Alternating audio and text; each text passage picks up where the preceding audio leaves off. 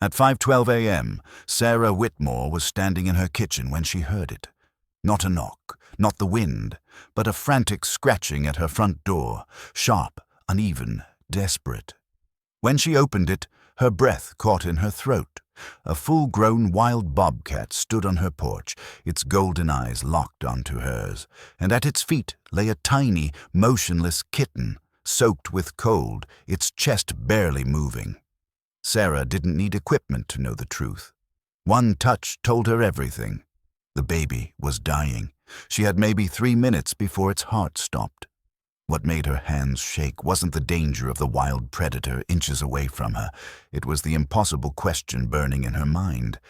Why would a wild animal, driven by fear and instinct, come to a human door and trust her with the life of its child? And if Sarah stepped aside now, could she ever forgive herself for what would happen next? The sound woke her before the light did. It came from the front door, sharp and uneven, not the steady knock of a branch in the wind or the familiar scrape of a raccoon nosing around the trash bin. This was different, urgent, desperate, as if whatever stood on the other side wasn't trying to get in so much as trying not to be left alone. Sarah Whitmore sat up in bed, heart already racing. The small cabin was still dark, the digital clock on the nightstand glowing 5:12 a.m. Outside, the high desert of northern Arizona lay wrapped in silence, that heavy, breath-holding quiet that came just before dawn. She listened again, holding her breath. Scratch. Pause. Scratch, scratch. Her first thought was bear, and the second was that bears didn't scratch like that. Her third thought, sharp and unwelcome, was that whatever it was hurt. Sarah swung her legs over the side of the bed and pulled on her boots, movements automatic, muscle memory from another life. She grabbed the flashlight from the hook by the door, hesitated, then reached for the heavy wool sweater draped over the chair. The air in the cabin was cold, the kind of cold that crept into your bones and stayed there. The scratching came again, louder this time. "All right," she murmured, more to steady herself than anything else. She approached the door slowly, every instinct warning her that opening it was a bad idea. She had chosen this place because it was quiet, because it was far from people and their problems, because the wild stayed outside where it belonged. She pressed her ear to the wood, listening for breath, for movement. There was a low sound then. Not a growl, not a hiss, but something strained and trembling. A sound she felt more than heard. Sarah reached for the latch. The door swung open and the world shifted. Standing on her porch, close enough that she could see the steam of its breath, was a wild bobcat. Its tawny fur was thick and dusted with frost, ears tipped with black tufts that twitched at the sudden spill of light. It was larger than she expected, all muscle and sinew, its golden eyes locked on hers with an intensity that made her chest tighten. But it wasn't the bobcat that stopped her heart. At the animal's feet lay a small, motionless bundle of fur. A bobcat kitten, no more than a few weeks old, curled unnaturally on the cold wooden boards. Its sides barely moved. Its fur was damp, clumped together as if it had been dragged through snow or icy water. For a moment, Sarah couldn't breathe. The mother bobcat took a half step forward, then stopped. She didn't hiss or bare her teeth. She simply stared at Sarah, eyes wide, unblinking, filled with something raw and unmistakable. "Please." The word wasn't spoken, but Sarah heard it anyway. Her training surged up before fear could stop it. She dropped to her knees, the flashlight forgotten, her hands already reaching toward the small body. The bobcat mother tensed, muscles coiling, but she didn't strike. She watched. The kitten was ice cold. Sarah sucked in a breath. Hypothermia. Severe. The tiny chest rose and fell so faintly she had to place 2 fingers against it to feel the heartbeat, slow and dangerously weak. Her mind began to calculate, cruel and precise. Body temperature this low. Breathing this shallow. 3 minutes. Maybe less. A lifetime ago, Sarah Whitmore had been a nurse in a trauma bay, a woman who made decisions like this every day. She had stood under fluorescent lights and shouted orders, had pushed medications and started lines, and watched monitors flatline and come back to life. She had believed then that if you were fast enough and skilled enough, you could fix almost anything. That belief had died hard. Now it flared again, unwanted and undeniable. She looked up at the bobcat mother. The animal hadn't moved. She was so close Sarah could see the flecks of darker color in her fur, the way her sides trembled with each breath. "I don't know if you understand me," Sarah whispered, voice shaking, "but your baby is dying." The bobcat made a low, broken sound in her throat. Sarah closed her eyes for half a second. When she opened them, the decision was already made. She scooped the kitten up against her chest, cradling the small body inside the warmth of her sweater. She rose slowly, never turning her back on the mother, and stepped backward into the cabin. The bobcat followed. The door closed behind them with a soft, final click. Inside, the cabin felt impossibly small. The wood stove was cold, the air sharp with pine and dust.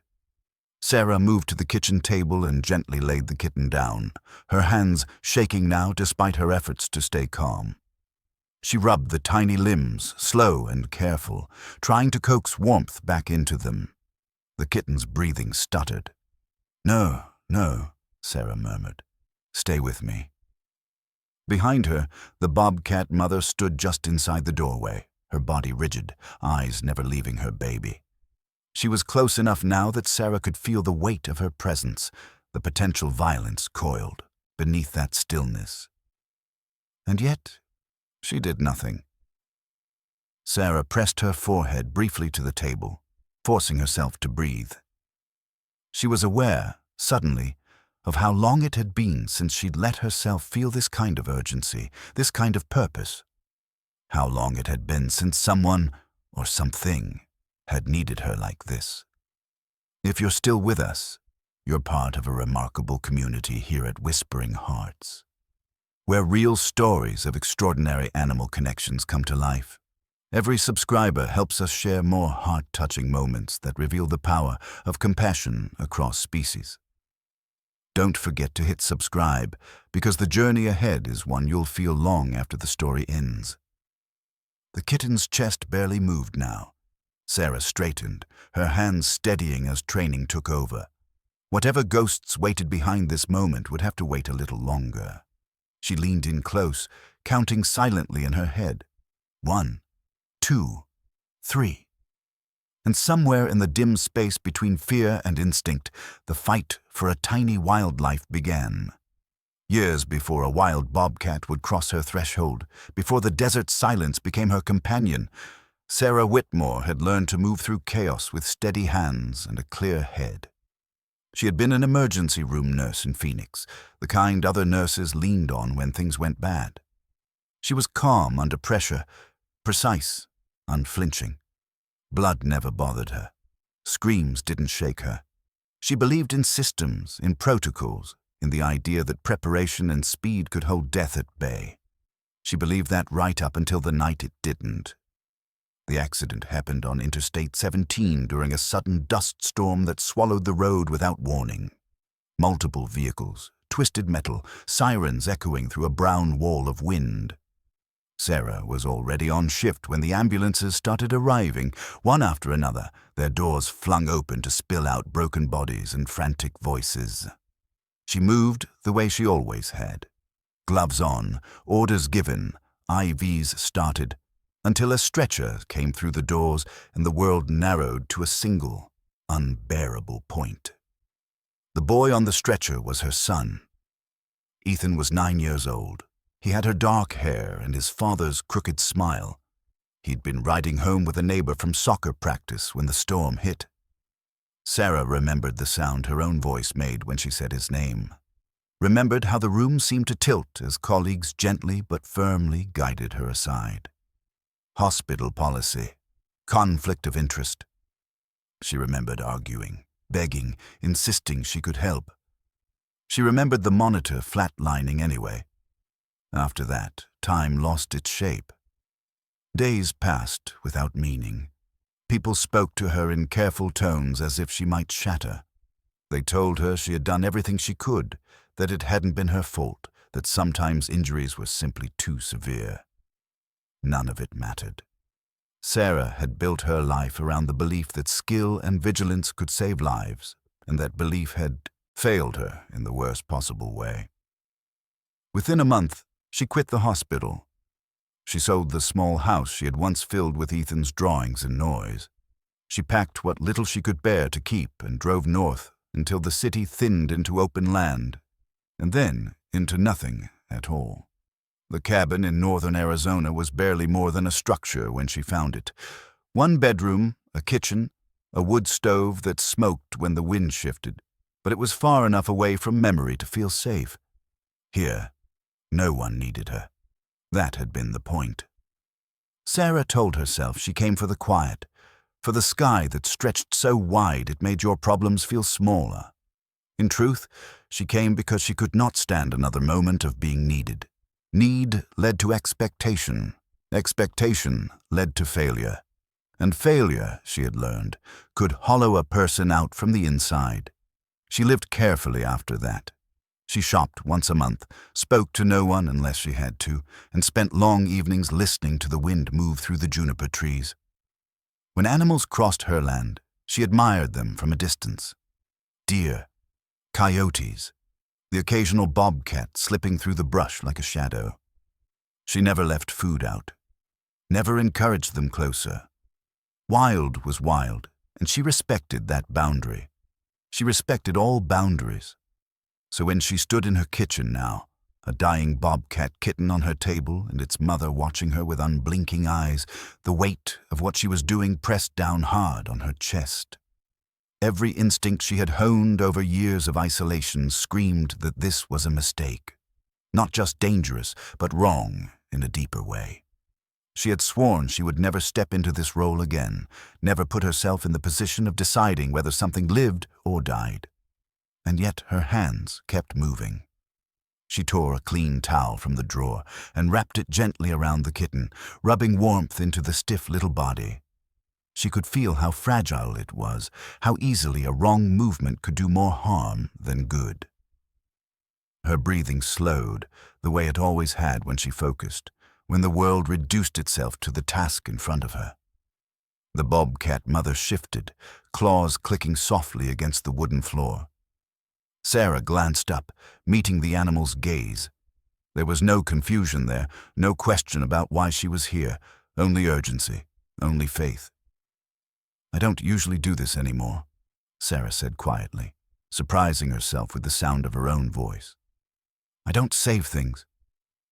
The bobcat did not move. Memory pressed in, sharp and unwelcome. Ethan's small hand in hers when he was learning to ride a bike. The way he had trusted her completely, even when he wobbled and fell. The certainty in his eyes that she would catch him if he tipped too far. Sarah swallowed hard and turned her attention back to the kitten. The clock on the wall ticked loudly in the silence, each second a reminder of how close she was to failing again. She had no specialized equipment here, no warmers or monitors.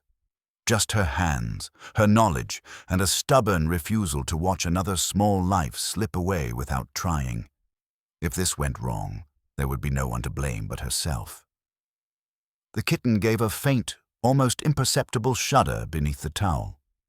Sarah leaned closer, listening, feeling for breath. It was still there, thin but present. She pressed her palm lightly against the kitten's side, willing warmth into it the only way she knew how. Behind her, the bobcat mother settled back onto her haunches, eyes never leaving the table. The animal's stillness was unnerving, a reminder of the power contained just beneath that calm exterior. Sarah knew she was balancing on a knife's edge, that one wrong move could shatter the fragile truce between them. She also knew that stepping away now would haunt her for the rest of her life. "I don't know how this ends," she murmured, more to herself than to the animal.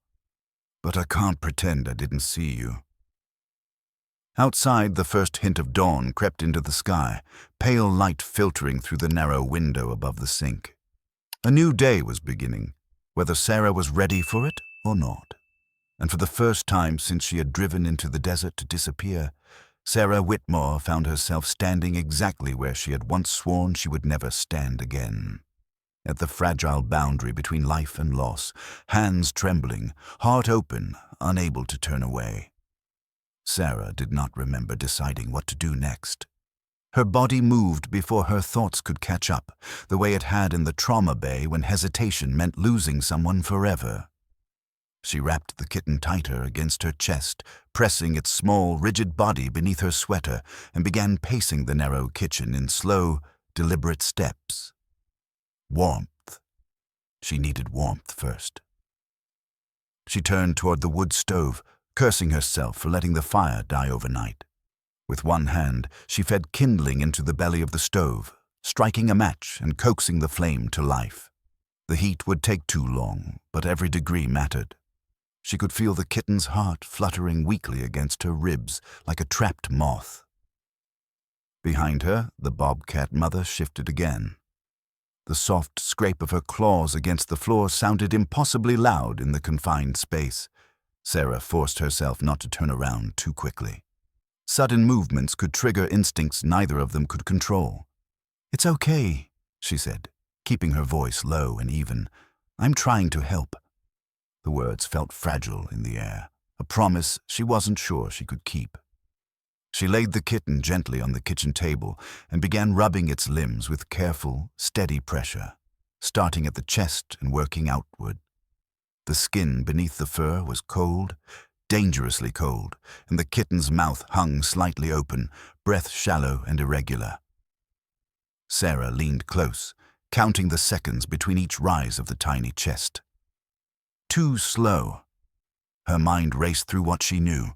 Hypothermia victims couldn't be rewarmed too quickly. Shock could kill them just as easily as the cold.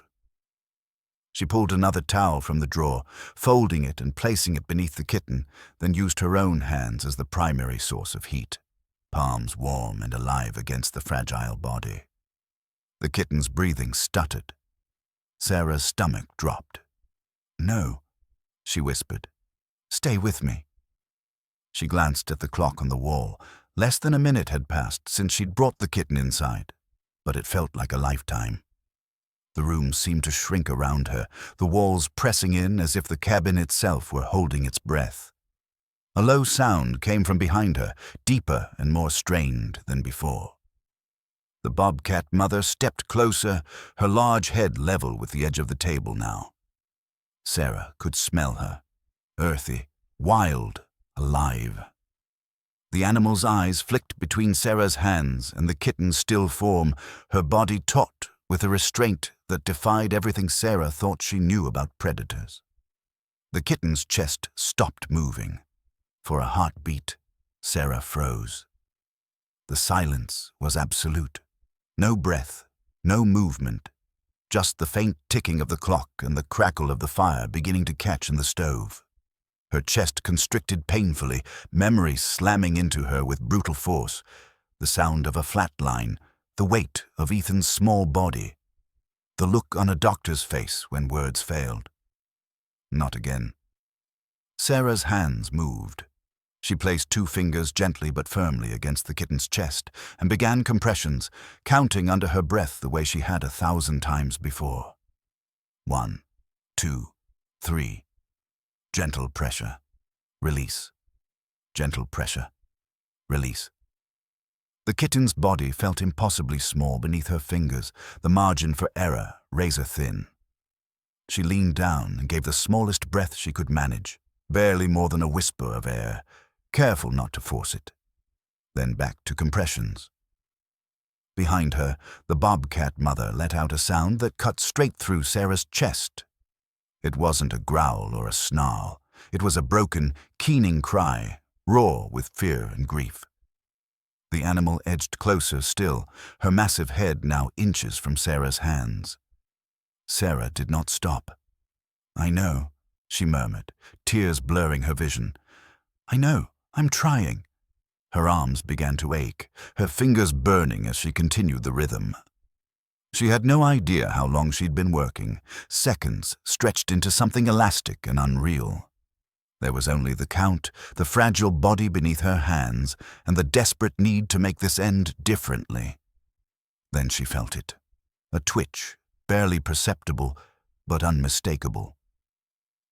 Sarah froze for a fraction of a second, then resumed compressions, heart pounding so hard she thought it might burst. She leaned close again, watching the kitten's chest with fierce concentration.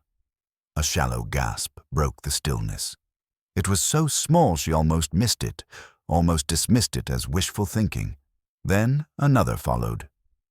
Little stronger this time, the chest rising on its own. "Oh," Sarah breathed, a sound somewhere between a laugh and a sob. "There you are." She did not stop working.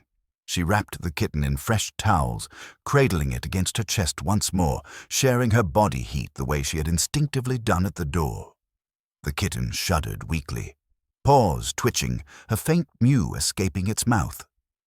The bobcat mother's posture changed instantly. The rigid tension in her shoulders eased just enough to be noticeable. She made a low, rumbling sound deep in her chest, something that vibrated through the air like a distant engine. Sarah felt it as much as she heard it. For a moment, the three of them existed in a fragile, suspended space. Human, predator, and newborn life bound together by necessity and breath. Sarah sank into a chair, still holding the kitten close, afraid that if she moved too much, she would lose the progress they had made. Her sweater was damp now, soaked with melted frost and sweat, but she didn't care. She focused on the rhythm of the kitten's breathing, slow but steady, counting each rise and fall as if it were a miracle. She looked up at the bobcat mother, meeting her gaze again. Something had shifted between them, subtle but undeniable. The animal had not attacked, had not fled. She had stayed and watched and trusted in a way that made Sarah's chest ache. "I don't know why you came to me," Sarah said softly, "but I won't let her go if I can help it." The bobcat mother lowered herself onto the floor, settling into a crouch that was still alert but no longer explosive. She blinked once, slowly, eyes never leaving her kitten. Outside, the sky brightened, pale blue bleeding into the horizon. The world beyond the cabin continued on, unaware that a line had been crossed inside these walls, one that could never quite be uncrossed. Sarah adjusted her grip, careful and deliberate. The immediate crisis had passed, but she knew better than to believe they were safe. Survival was a narrow path, and they were only a few steps on to it. She had crossed a boundary she'd sworn never to cross again, and there was no turning back now. The kitten's breathing evened out just enough to give Sarah room to think, and that, she quickly realized, was both a blessing and a danger. When panic ruled, her hands knew what to do. When the immediate crisis passed, the weight of what had almost happened came crashing in. She sat at the kitchen table with the kitten cradled against her chest, wrapped in layers of towels and her own body heat. The small life trembled now and then, tiny muscles firing as circulation slowly returned. Each breath was still shallow, but it was there. Real. Present. Sarah kept counting them anyway. Behind her, the bobcat mother remained where she had settled on the floor, her amber eyes never straying from the bundle in Sarah's arms. The animal's breathing had slowed, but the tension in her body had not fully released. She was waiting, watching, ready to act if something went wrong again. Sarah understood that kind of vigilance intimately. She shifted carefully, easing the kitten back onto the table so she could check its color and movement without breaking the fragile warmth they had built. The gums were no longer the dull gray that had terrified her minutes earlier. A faint pink had returned. The heartbeat, though still weak, no longer fluttered like it might disappear at any second. Still, hypothermia was deceptive. Survivors could crash without warning. Sarah rubbed the kitten's chest again, slower now, more deliberate. Her hands shook as the adrenaline began to drain away, leaving behind a hollow ache that spread from her shoulders down her arms. She hadn't realized how tense she'd been until the tension loosened its grip. Her gaze drifted to the window, where the first rays of sunlight were finally slipping over the rim of the plateau. Morning had arrived, indifferent and calm, as if nothing extraordinary had just unfolded inside this small cabin. The contrast felt wrong. Her mind, traitorous and relentless, pulled her backward in time. Another table, another still body, another moment where breath had vanished and all the skill in the world had not been enough. Ethan. The memory hit with such force that Sarah had to grip the edge of the table to steady herself. She saw his face as clearly as if he were lying there now, saw the way his chest had refused to rise no matter how many times she tried. She remembered the exact moment she'd known, truly known that she was going to lose him. For years afterward, that moment had replayed in her dreams, endless and unforgiving. Her breath caught painfully in her throat. "I didn't save you," she whispered, the words escaping before she could stop them. "No matter how hard I tried." The Bobcat mother shifted, lifting her head slightly, ears angling forward as if she sensed the change in Sarah's tone. The kitten stirred weakly on the table, letting out a thin, reedy sound that barely qualified as a cry. Sarah froze, heart leaping. The kitten moved again, paws flexing clumsily, mouth opening in a silent plea. It was an instinctive motion, ancient and universal, and it cracked something open inside her. She leaned close, resting her forehead briefly against the edge of the table, eyes squeezed shut. Tears slipped free despite her efforts to hold them back, dropping onto the worn wood. "I don't want to fail you," she said softly. "I don't know if I can survive doing that again." The Bobcat mother rose to her feet. The sound of her movement was sudden enough that Sarah looked up sharply, every muscle in her body tensing. For a split second, fear flared hot and bright. The animal took a step forward, then another, until she stood directly beside the table, close enough to touch. Sarah did not move. She barely breathed. The Bobcat lowered her head, sniffing the air near. The kitten then turned her gaze to Sarah. Their eyes met, human and wild, separated by nothing but inches and centuries of instinct. In that moment, Sarah understood something she hadn't before. This animal did not see her as a threat or a savior. She saw her as a last resort, a risk worth taking when every other option had failed. Trust, raw and unfiltered. The Bobcat made a soft, chuffing sound and sat back on her haunches, still close, but no longer poised to strike. She waited. Sarah swallowed hard and straightened. She wiped her face with the back of her hand and refocused, forcing herself back into the present. Emotion could come later. Right now, the kitten needed stability. She adjusted the towels again, making sure the warmth was even, not concentrated in one spot. She checked the kitten's breathing rhythm, listened carefully for any hitch or pause. Her movements were gentle but precise, each action informed by years of experience she had tried to bury. The kitten's breathing remained steady.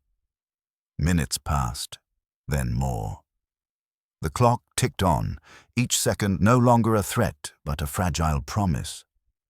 Sarah felt something unfamiliar settle into her chest, not relief exactly, but cautious hope, the kind that didn't dare fully bloom for fear of being crushed. She sank into the chair again, exhaustion finally making itself known. Her arms ached, her back throbbed, and her head felt light, as if she had been holding herself upright, on willpower alone. She welcomed the pain. It reminded her she was still here.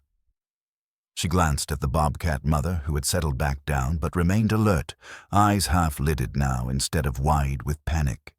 The change was subtle, but it was there.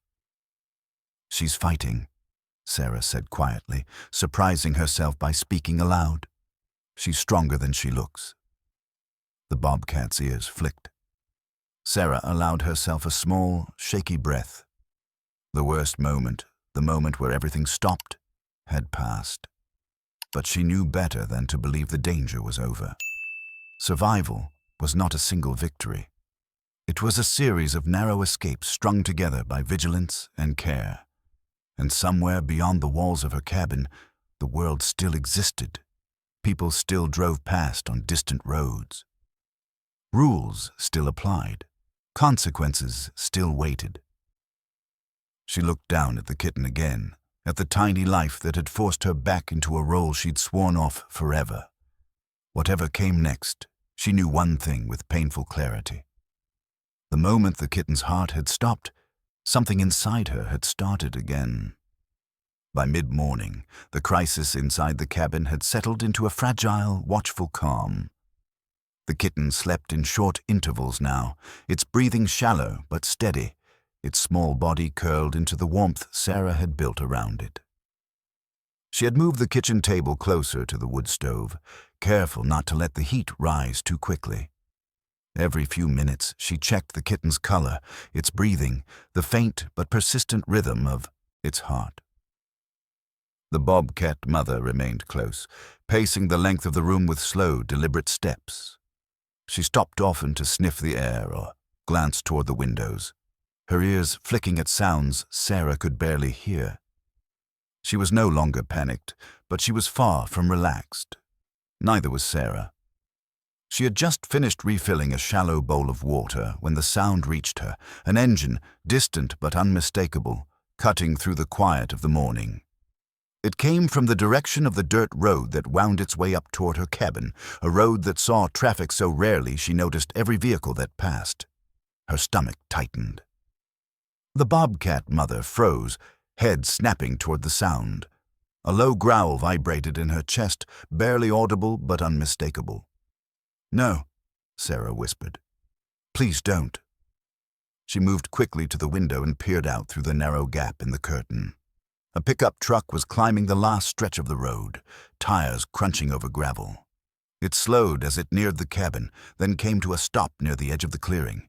Sarah recognized the truck immediately. Jake Miller climbed out, pulling his jacket tighter against the cool air. He was tall and broad-shouldered, with a ranger's posture that never quite faded, even in retirement. He had been a wildlife officer once, before budget cuts turned him into a part-time field inspector and problem solver for the county.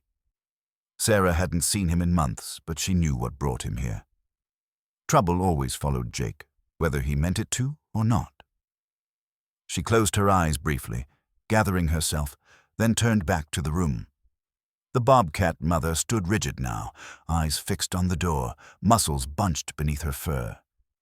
"Easy," Sarah murmured, keeping her voice low. "He's not a threat. Not yet." She didn't know if that was true. A knock sounded at the door, firm but not aggressive. "Sarah," Jake's voice carried through the wood. "You home?" Her heart hammered in her chest. She glanced at the kitten, then back at the Bobcat mother.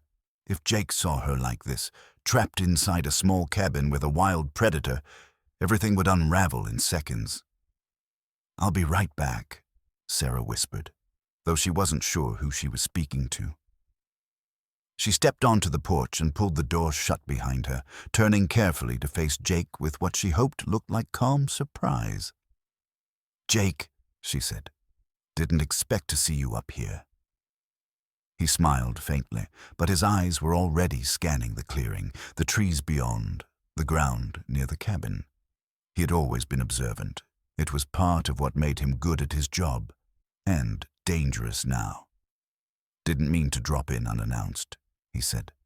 "We've had a few reports of illegal traps set out along the ridge. I'm checking properties in the area." Sarah nodded, keeping her hands loose at her sides. "That's awful. People don't think about what those things do." "No, they don't," Jake agreed. His gaze flicked back to the cabin door. "You hear anything unusual lately? Any animal activity closer than normal?" There it was. Sarah forced herself to meet his eyes. "Nothing out of the ordinary, just the usual." Jake studied her for a long moment.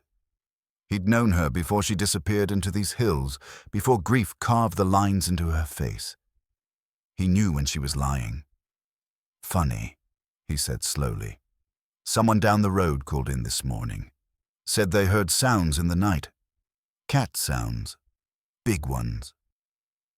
The Bobcat mother let out a muffled huff from inside the cabin, a sound low enough that Jake might have missed it if he hadn't already been listening. His head tilted slightly. "You sure about that?" he asked. Sarah's pulse thundered in her ears. "It's the desert, Jake. Sounds travel." He didn't answer right away. Instead, he crouched and examined the ground near the porch. Sarah watched helplessly as he traced something in the dust with his finger. Tracks. Her breath caught. Jake stood, brushing dirt from his hands. "Bobcat," he said quietly. "Adult. Female, if I had to guess." Sarah's mind raced. If he reported this, wildlife control would be involved within hours. The kitten would be taken. The mother would be tranquilized, relocated, or worse. The fragile bond they were building inside that cabin would be shattered before it had a chance to hold. "I haven't seen one," Sarah said evenly. Jake looked at her again, really looked this time. Something shifted in his expression. Not suspicion exactly, but concern. "You all right, Sarah?" he asked. "You seem tense." She almost laughed, almost told him everything, almost begged him to look the other way. But Jake was bound by the same rules that had driven her away from the world. Rules that didn't bend for circumstances or miracles. "I'm fine," she said. "Just didn't sleep well." Another sound came from inside the cabin, a faint, thin cry, barely more than a breath. Jake's head snapped toward the door. What was that? Sarah moved before she could think. "I've got a sick cat," she said quickly. "Feral. Picked it up near the road." It was a terrible lie. Jake knew it. She knew it. His jaw tightened. "Sarah," he said gently, "if there's a wild animal in there, especially a bobcat with young, you know I have to report it." Her chest burned. "I know." They stood there, facing each other, the weight of the moment heavy between them. Behind the door, a wild mother stood guard over her child, unaware that her fate might already be slipping out of her control. Jake exhaled slowly. "I'm going to finish checking the ridge," he said at last. "But if there's something you need to tell me, now would be the time." Sarah held his gaze, her resolve hardening. "There is," she said softly, "but not yet." Jake nodded once, the smallest acknowledgement of a line, drawn. He turned and walked back to his truck, the engine roaring to life moments later. As the sound faded into the distance, Sarah sagged against the door, heart pounding. The real danger had arrived, and it wore a human face. Sarah stood with her back against the door long after Jake's truck disappeared down the dirt road. The echo of the engine lingered in the air, a reminder that the outside world had not forgotten her, no matter how carefully she tried to disappear from it. Her hands were trembling now, the delayed reaction she'd learned to recognize after years of holding herself together under pressure. Inside the cabin, the Bobcat mother paced again, her movements quicker, sharper than before. She had heard the voices. She had sensed the shift in the air. Wild animals did not understand words, but they understood threat, and this one had crept close enough to brush against their fragile sanctuary. "I know," Sarah said quietly, turning back into the room. "I felt it too." She knelt beside the table and checked the kitten again. Its eyes fluttered open briefly, cloudy and unfocused, before closing once more. The tiny chest rose and fell with a steadiness that still felt miraculous, stronger than before. Strong enough now that the stakes had changed. That realization landed hard. If the kitten had died quickly, painfully as that would have been, the decision would have ended there. Grief, yes. Guilt, certainly. But no further consequences. Now the kitten lived, and with that, life came responsibility. one Sarah could already feel pressing in from all sides. The bobcat mother stopped pacing and turned toward her. Slowly, deliberately, she stepped closer.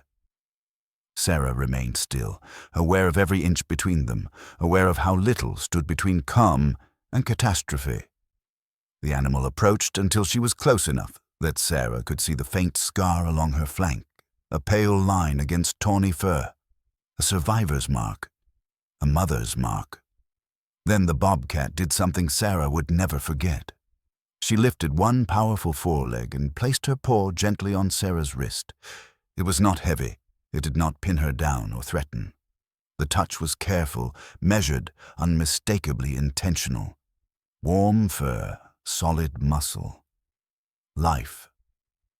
Sarah's breath caught in her throat. The world seemed to narrow to that single point of contact, to the steady pressure of a wild animal choosing trust over fear.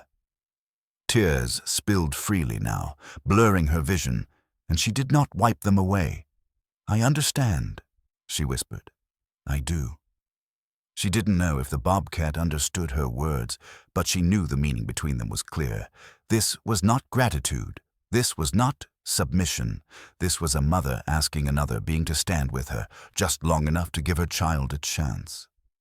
Sarah closed her fingers slightly around the bobcat's paw, careful not to grip too tightly. The animal did not pull away. For a long moment they stayed like that, human and predator, bound by something older than reason.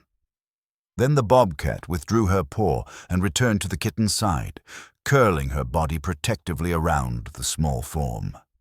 The gesture was simple, instinctive, and it sealed something inside Sarah with quiet finality. She rose slowly to her feet, exhaustion and clarity washing over her in equal measure. There was no room left for doubt now. Jake would return. If not today, then tomorrow. Wildlife control would follow. They always did. The system would not pause for miracles or intentions. It would do what it was designed to do, and it would tear this family apart. Sarah moved to the window and looked out toward the ridge, scanning the familiar landmarks of the land she had come to know so well. The narrow canyon to the west, the line of boulders that marked the beginning of the high country, places where vehicles could not go, places where radios failed, places where the wild still belonged to itself. A thought took shape, slow and dangerous. Breaking the law was not something Sarah had ever considered lightly. She had lived her life inside rules and protocols, trusting them to create order out of chaos. But those rules had not saved her son. They would not save this kitten. They would only ensure that the decision was taken out of her hands. She returned to the table and looked down at the small, breathing body that had pulled her back from the edge of numbness. She thought of Ethan, of the countless nights she had replayed his last moments, wishing she had been braver, louder, more willing to fight when it mattered most. "I won't let that happen again," she said, her voice steady now. "Not if I can help it." The bobcat mother lifted her head, ears pricked forward. "I don't know how much time we have," Sarah continued, "but I know this place. I know where you can go where no one will follow." She spoke as if the animal could understand every word, and perhaps, in some way that didn't require language, she did. The bobcat watched her intently, eyes bright and focused. Sarah began to move with purpose. She gathered supplies quietly, methodically. Water, a clean blanket, the thick gloves she used for splitting wood. She checked the latch on the back door, the one that opened toward the narrow ravine behind the cabin. It stuck sometimes, old and warped from years of weather. She loosened it just enough that it would open smoothly when the time came. The plan was risky, reckless even. If she were caught, there would be fines at best, charges at worst. Jake would know she had lied to him. The fragile peace she'd built in isolation would be shattered. But as she looked at the bobcat mother, at the way her body curved around her child, Sarah felt an unfamiliar calm settle over her. This decision did not feel like running away. It felt like standing still and letting the truth catch up. She knelt one last time beside the table and met the bobcat's gaze. "I promise you," she said, softly, "I will not betray your trust." The bobcat did not blink. Outside, the sun climbed higher, indifferent to promises and plans. Time moved forward, relentless and unyielding. Somewhere down the mountain, Jake was likely making notes, connecting dots. The clock had started ticking in a way Sarah could no longer ignore. She had crossed another line, and this time, she knew exactly why. Night came slowly, the way it always did in the high desert, light draining from the sky in thin layers rather than all at once. Sarah welcomed the darkness. It felt like cover, like permission. By the time the first stars appeared, the cabin was lit only by the soft glow of a single lamp and the dull red embers in the wood stove. She had spent the afternoon waiting, listening, pretending to herself that Jake might not return. But she knew better. He was thorough. He would be back, and when he was, he wouldn't come alone.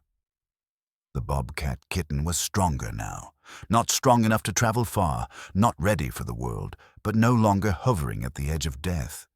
It suckled clumsily when its mother shifted, tiny paws kneading instinctively, and each small sound it made tightened Sarah's chest with equal parts relief and urgency.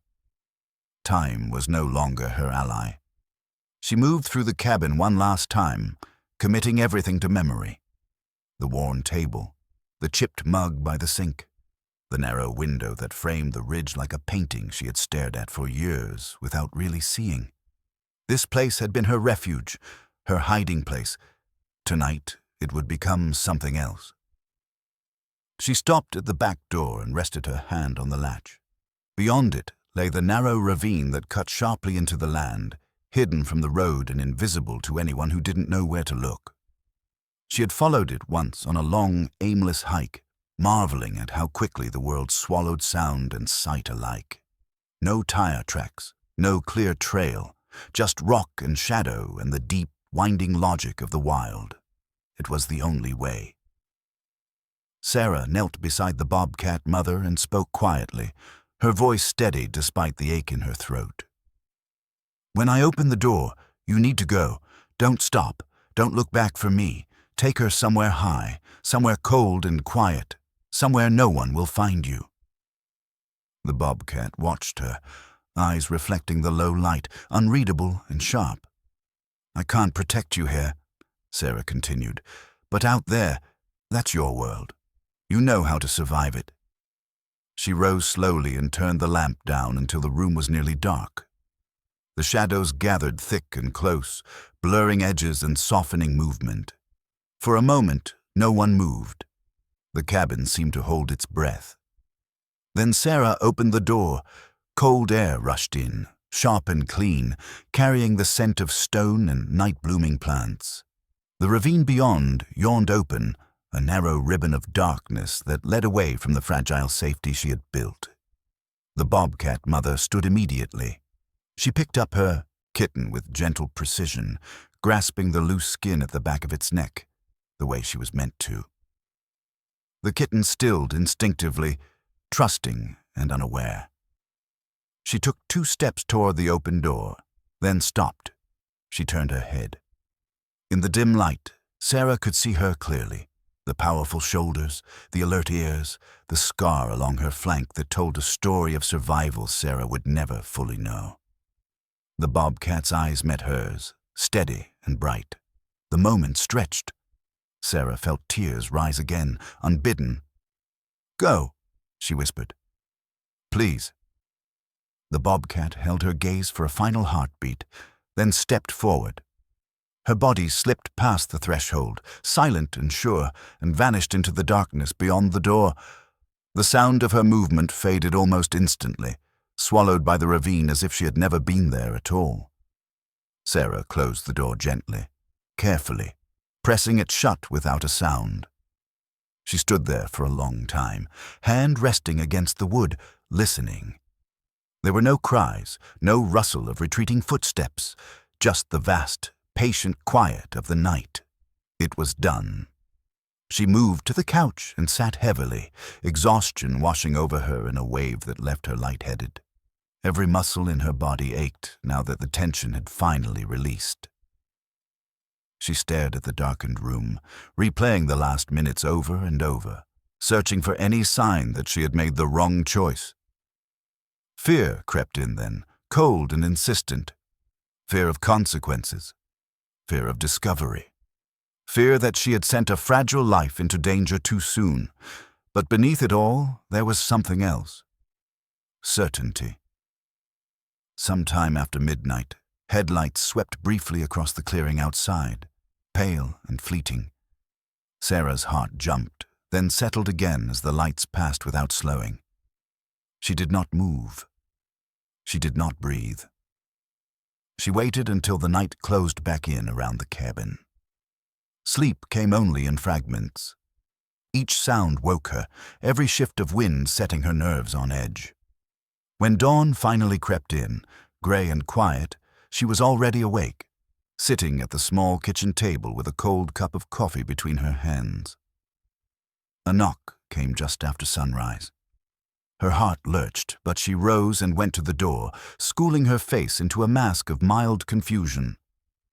Jake stood on the porch, his expression tight, his eyes sharp. "Morning," he said. "You hear anything last night?" Sarah shook her head slowly. "No, why?" He glanced past her, scanning the cabin interior. "The tracks are gone," he said, "and the back ravine. Looks like something moved through there." She let out a quiet sigh. "It's the desert, Jake. Animals move through here all the time." He studied her for a long moment, searching for something. Whatever he saw, or didn't, made his shoulders sag slightly. "Yeah," he said at last, "I suppose they do." He left not long after, his truck disappearing down the road once more. Sarah watched until the dust settled, until the land returned to its usual stillness. Only then did she allow herself to breathe fully. The cabin felt emptier now. Larger, as if something essential had passed through and taken a piece of her with it. She didn't regret it. Not even for a second. The days that followed passed with an uneasy stillness, the kind that made Sarah acutely aware of every sound and shadow. She half expected trucks to appear again on the dirt road, officials stepping out with clipped voices and notebooks in hand. She replayed the night over and over, wondering if she had left signs she hadn't seen, if the path through the ravine had been too obvious, if she had underestimated how closely the world watched even places like this. But nothing came. No knock, no questions, no confrontation. Jake stopped by once more, 2 days later, his visit brief and carefully casual. He walked the perimeter of the cabin, looked at the ground, then up toward the ridge. He said little, but when his eyes met Sarah's, there was something there she hadn't seen before. Not suspicion, not approval either, just a quiet acknowledgement that whatever had happened was already beyond his reach. "Be careful," he said at last, and left it at that. After he drove away, Sarah stood alone in the clearing for a long time, listening to the wind move through the grasses. The cabin felt different now, not emptier exactly, but altered, as if it had fulfilled a purpose and was waiting to see what she would do next. She began walking again. At first, the walks were short, tentative. She followed familiar paths, staying close to home, alert for movement. Then, slowly, she ventured farther, drawn back toward the ravine and the high country beyond it. She found tracks near the stream one morning, fresh, unmistakable. An adult bobcat, moving confidently, her stride sure and purposeful. And beside those prints, smaller ones, slightly uneven but determined. Sarah crouched there for a long time, fingers tracing the edges of the impressions without touching them. A quiet smile curved her lips, the first in more days than she could remember. They were alive. That knowledge settled into her chest like a warm stone, grounding and steady. She had not imagined it. The risk had not been in vain. Somewhere beyond the reach of roads and rules, a wild mother was teaching her child how to live.